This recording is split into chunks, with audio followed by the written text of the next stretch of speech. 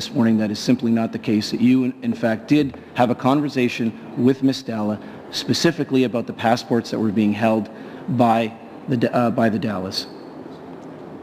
I just want to say I was not privy to Tuesday's hearing. I only got a snippet on the news, what everybody else saw. I just want to leave that. And I have not had a conversation with any of the parties that was involved in that hearing. But to answer your question, I clearly recall, like I do routinely when employers break the law, I gave her clear directions that she was breaking the law and she had 24 hours in which to return the documents. I remember that clearly. That's Ruby Dhalla. And as far as I remember, the documents were returned at the following day. So nowhere in that conversation did Ms. Dhalla indicate to you that you should be speaking with her brother? No, in fact, it was the opposite. I had a conversation with her brother and I was directed to her. And I remember that clearly because we were a small agency with a very tight budget, and I am always hesitant to make long-distance calls.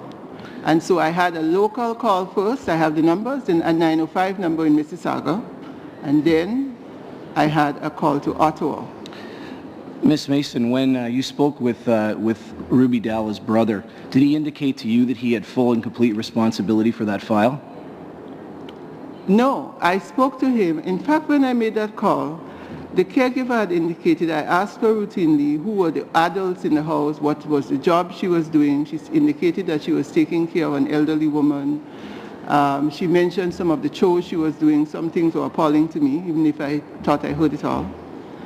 But I don't want to put any subjective spin to this. I just want to stick to the facts. Appreciate that. And so the caregiver gave me the number of Ms. Dhalla and the other man in the house. At that point in time, when she mentioned the name, having had the same last name, I assumed that they were husband and wife. I didn't know at the time they were brother and sister. I know that now.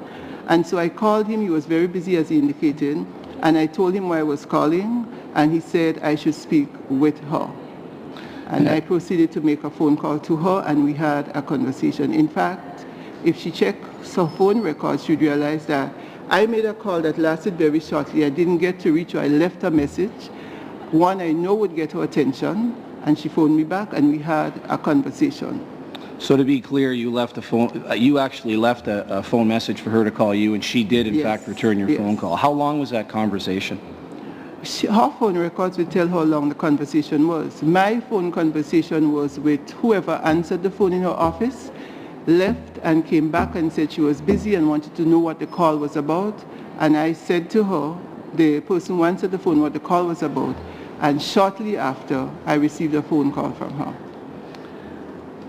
And as we sort of move through this process, the one thing that we had passed, and I want to turn this into a more general question, because we obviously had the caregivers here who presented through video conference